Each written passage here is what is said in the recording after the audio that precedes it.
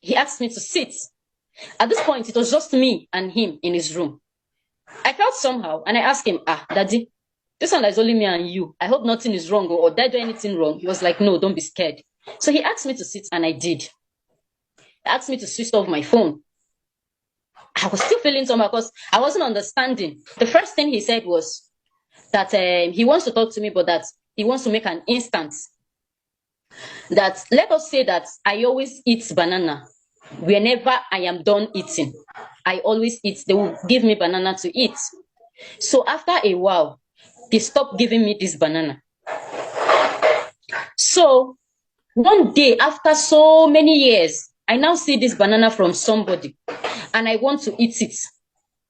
But I cannot buy this banana. But I really want this banana. That's if I find myself in such situation, that what will I do? Who is saying this thing? Chibuzor. Okay. I told him, if I was in that situation, I've seen the banana I want to eat, but I cannot buy it. I'll simply ask the person that is with banana to give it to me. He now said, okay. That what if it will be very, very difficult for that person to give it to me, or the person might reject me, but I really want it. I said, I just have to beg first. Since I can't buy it, I just have to beg first. So he kept How old were you then? I think I was 18 then. 18 years, okay. He now said, okay. Okay, now that's okay. Let him tell me what it is. What if he asks me to go into a relationship with him? That what will I say? At that point, my assumption, everything that was in my head came to the conclusion and everything.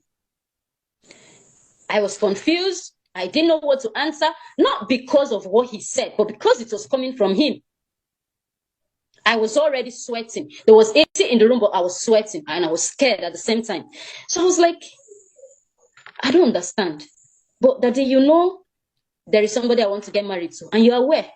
So why are you actually asking me to do something like this? Why will you ask me to do something like this? What will I tell him? He said, you don't have to tell him. He doesn't have to know. You just keep it between us. I was like, Even if you're asking me to go into a relationship with you, what kind of relationship exactly? He said I should come on, I should stop talking like I'm a child. Why am I talking like I don't know what I said, no, I don't want to assume.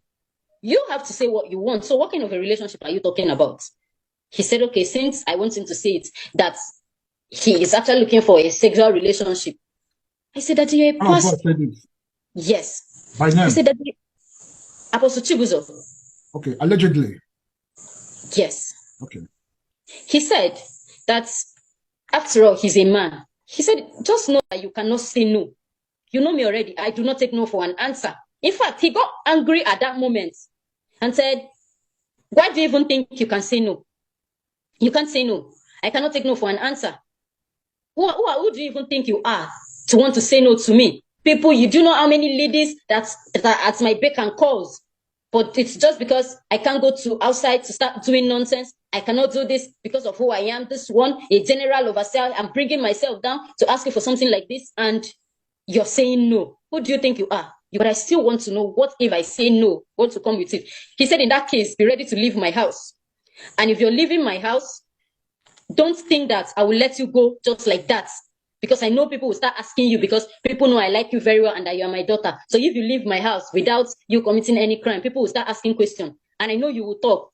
So if you leave my house, don't think I'll just let you go like that. To me, that was...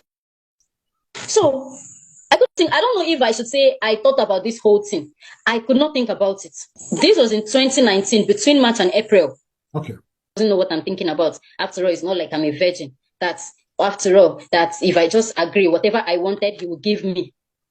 Is it house? What is it that he cannot give me? Money. I'm planning for my wedding. He was going to give me the best wedding in Port Harcourt. Was going to do this. He started saying so many things. I was just looking at him.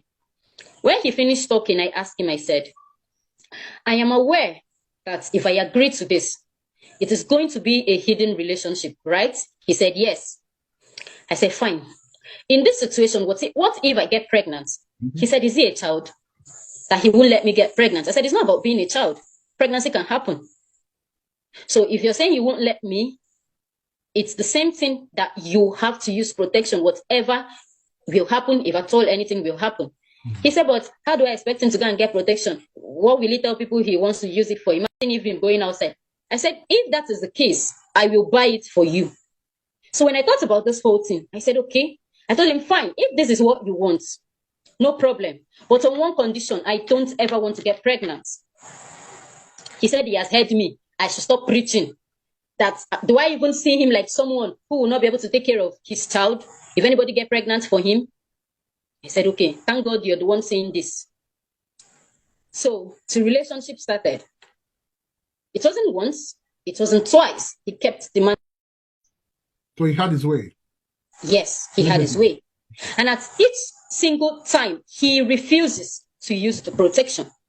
Are you serious? And I made sure I always reminded him.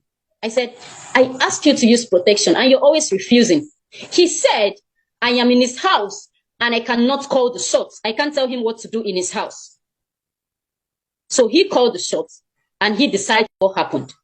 And I kept telling him, don't get me pregnant and expect me to go, because I will not. Yeah. I told him this. He said I should stop preaching. I said, no problem. He kept having his way. Meanwhile, the guy I was supposed to marry was still planning for the marriage. I approached Apostle and I told him, I said, please, you are the general overseer of OPM and I'm having an affair with you. And the person who wants to marry me is an usher in the church. I don't think I can do this.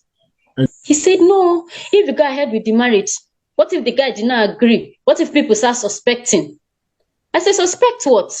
I don't want to go ahead with the marriage. This guy is an usher in your church. What do you think?